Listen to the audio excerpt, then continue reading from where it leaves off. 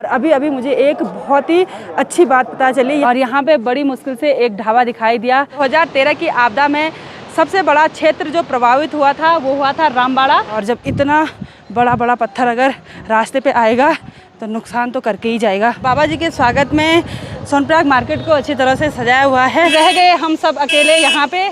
सबसे पहले आप सभी को मेरा प्यार भरा नमस्ते। मेरा नाम है प्रियंका तिवारी और आप सभी का स्वागत है केदार बाबा की नगरी श्री केदारनाथ धाम से। केदार बाबा का आशीर्वाद आप सभी लोगों पे बना रहे।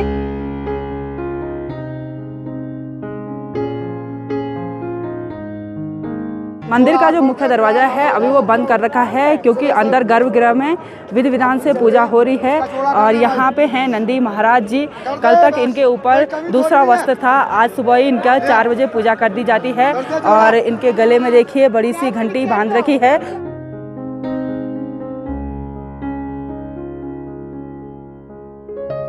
यहाँ गर्भगृह के अंदर सुबह के टाइम पर किसी को जाने की परमिशन नहीं होती है। वहाँ पे भोले बाबा का जो लिंग है उसको समाधिस्थ किया जाता है और जो पंचमुखी चल विग्रह डोली है उसको ओंकारेश्वर मंदिर उखी मठ में ले जाया जाता है। कपाट खुलने से लेकर कपाट बंद होने तक लाखों श्रद्धालुओं ने यहाँ केदारनाथ धाम में दर्शन किए।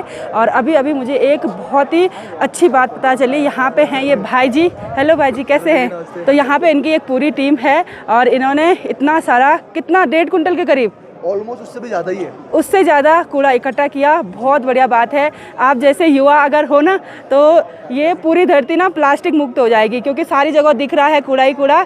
बहुत बहुत बधाई है आपके लिए।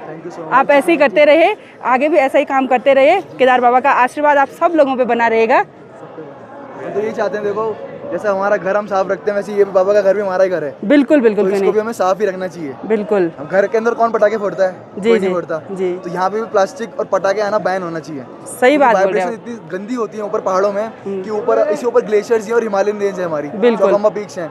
यू नेवर नो कि कब क्या हो जाए। वाइब्रेशन इतनी ज्यादा होती है पटाखों की। जी जी। तो पहाड़ों में नेचर भी गंदा करते हैं हम। बिल्कुल। कल तो रात में इतना धुआं हो गया था। देखिए होंगे कितना धुआं था। बिल्कुल बिल्कुल।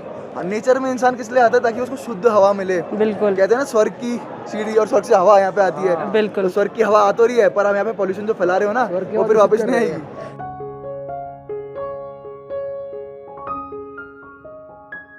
तो बाबा श्री केदार की पंचमुखी चल विग्रह डोली मंदिर से बाहर आ गई है और एक बार मंदिर की 1-2 परिक्रमा करेंगे, उसके बाद यहाँ से प्रस्थान करेगी। तो बाबा जी की डोली मंदिर प्रांगण से बाहर की ओर जाने लगी है अपने धाम को छोड़ के।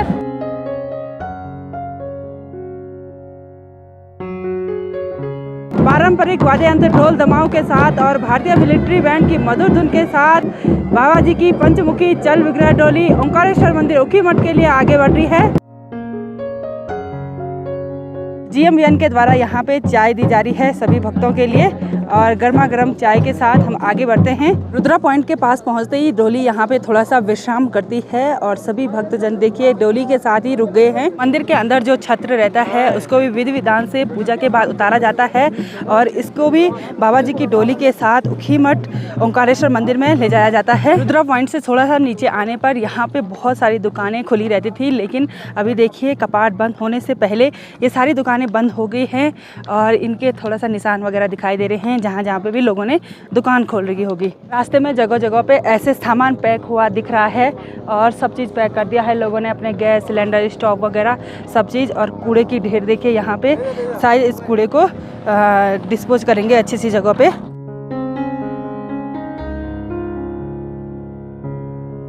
नीचे उतरते टाइम यहाँ रास्ते में तो काफ़ी सफाई देखने को मिल रही है, लेकिन जहाँ पे जिन लोगों की दुकान थी कहीं कहीं पे ऐसा हो रखा है कि सिर्फ दुकान उठा रखी है और पूरा कूड़ा वहीं पे छोड़ रखा है। और कहीं कहीं पे ऐसा भी है कि दुकान भी उठा रखी है और अपना पूरा कूड़ा भी उठा रखा है।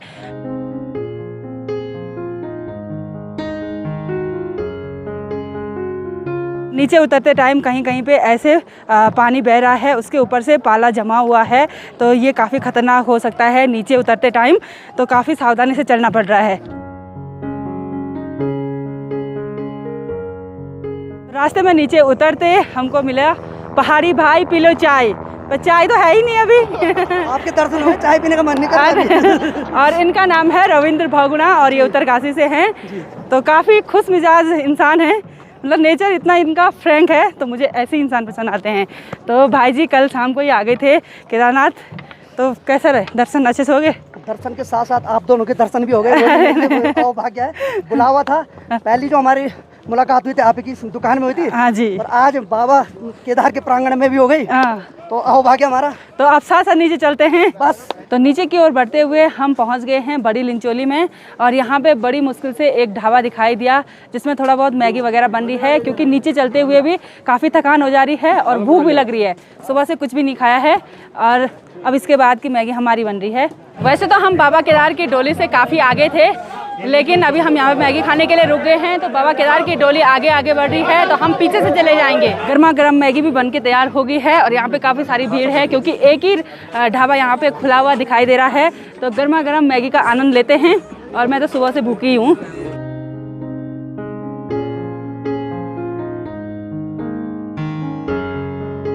कुछ घोड़े खच्चर ऊपर केदारनाथ की ओर भी जा रहे हैं, और इनमें सीमेंट लदा हुआ है, यानी कि जो केदारनाथ में निर्माण कार्य चल रहे हैं वो कुछ महीने तक चलते रहेंगे जब तक बर्फ़ नहीं पड़ी। तो रास्ते में बहुत प्यारे प्यारे झरने देखने को मिल रहे हैं, और कल कल बहते ये झरने, इनका पानी इतना ज़्यादा ठंडा है कि हाथ लगाने से भी हाथ सीधे अकड़ रहा है, यानी कि फ्रिज के पानी से भी ठंडा पानी है।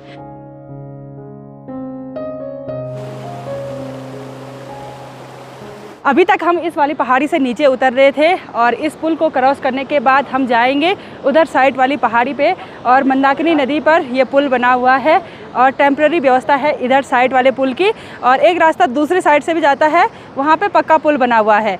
तो हम आए सॉल्ट रास्ते से, और ये पुल ना बहुत ही भयंकर हिलता है, इसमें जाने से डर भी लगता है।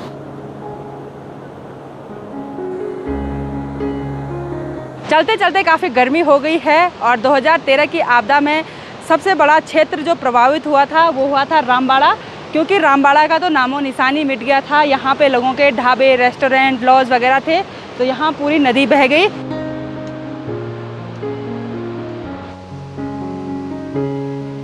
बहुत सारी जगहों पे ऐसे ढाबे बनाए हुए थे जहाँ पे साफ़ सफाई भी कर रखी है, ढाबा भी उठा रखा है, यानी कि सारा सामान भी ले जा चुके हैं अपने अपने घर, लेकिन कूड़े पे देखिए आग लगाई हुई है।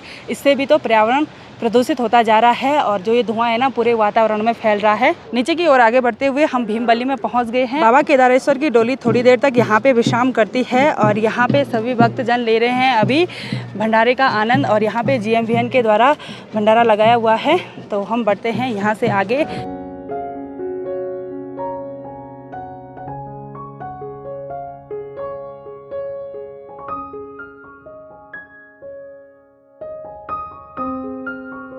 कुछ लोग घोड़ी खच्चरों में अपने सामान को नीचे पहुंचा रहे हैं, और कुछ लोग खुद पीठ पे नीचे लेके जा रहे हैं। आप सभी लोग कल्पना कीजिए, इस घाटी में जब कोई नहीं रहता होगा तो कैसा सुनसान होता होगा।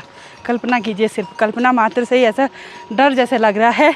तो हम लोग 6 महीने ऐसे यहाँ पे रह लेते हैं, और आज मन थोड़ा सा उदास भी हो रहा है कि आज से कोई भी नहीं दिखेगा बाहर का। केदारनाथ के रास्ते पे खतरा तो है ही, और कल शाम को ही बिना बारिश के भी यहाँ देखिए, यहाँ ऊपर से लैंडस्लाइड हुआ है, काफ़ी ऊपर से हुआ है, और बड़े बड़े पत्थर ऐसे रास्ते पे आ रखे हैं, पूरा रास्ता ख़राब हो रखा है। और यहीं पे देखिए पूरा रास्ता उबड़ खाबड़ भी दिखाई दे रहा है, और जब इतना बड़ा बड़ा पत्थर अगर रास्ते पे आएगा तो नुकसान तो करके ही जाएगा। और इधर साइड देखिए बहुत सारे ढाबे हुआ करते थे, ढाबे वगैरह बंद हो रखे हैं, गंदगी तो पूरी वैसे ही छोड़ रखी है, और नीचे नीचे कुछ ढाबे खुले दिखाई दे रहे हैं।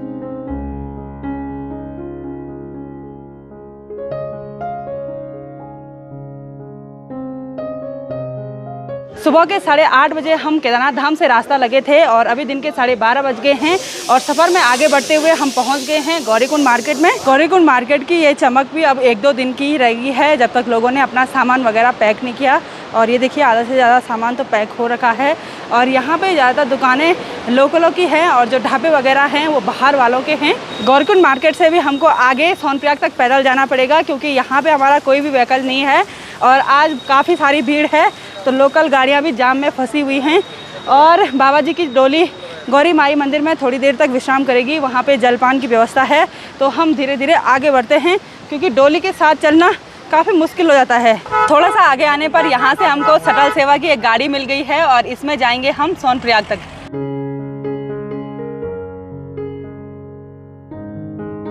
हम पहुंच गए हैं सोनप्रयाग के पुल में और गाड़ी में आने से थोड़ा सा राहत मिल गई पैरों को, लेकिन अब चला ही नहीं जा रहा है क्योंकि थोड़ा रिलैक्स जो हो गए थे हम। सोनप्रयाग मार्केट में पहुंचते ही सोनप्रयाग का माहौल देखिए कितना सुंदर लग रहा है और बाबा जी के स्वागत में सोनप्रयाग मार्केट को अच्छी तरह से सजाया हुआ है।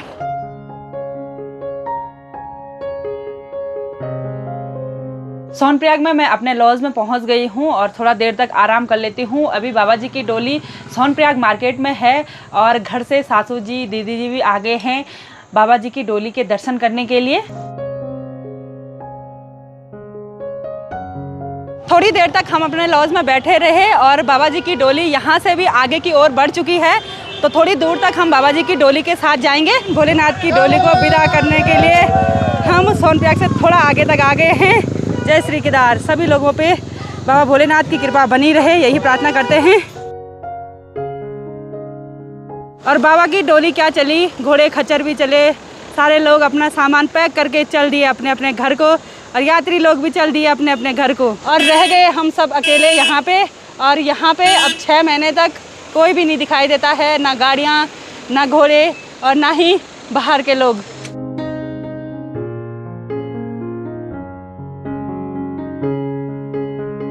पैदल चल के काफ़ी थकान लग गई है और थोड़ी देर तक हमने अपने लॉज में आराम किया और आज सिर्फ यात्री लोग नीचे की ओर जा रहे हैं, ऊपर एक भी गाड़ी नहीं आ रही है और पार्किंग भी खाली होने ही वाली है, कुछ ही गाड़ियां बच रखी हैं। और अब हम भी चलते हैं अपने घर की ओर और डोली रामपुर में आज रात्रि विश्राम करेगी, फिर गुप्तकाशी और फिर ओंकारेश्वर मंदिर उखी मठ में। तो आज से केदार घाटी बिल्कुल सुनसान हो गई है, अब तो कोई भी नहीं दिखेगा। तो आज की इस वीडियो को यहीं पे एंड करते हैं। आई होप आपको वीडियो पसंद आई होगी। वीडियो पसंद आए उसको लाइक कीजिए, कमेंट कीजिए और अपने दोस्तों के साथ शेयर कीजिए। मैं प्रियंका योगी तिवारी मिलती हूँ आपको अपनी अगली नई वीडियो में। तब तक के लिए जय देवभूमि उत्तराखंड, जय श्री केदार।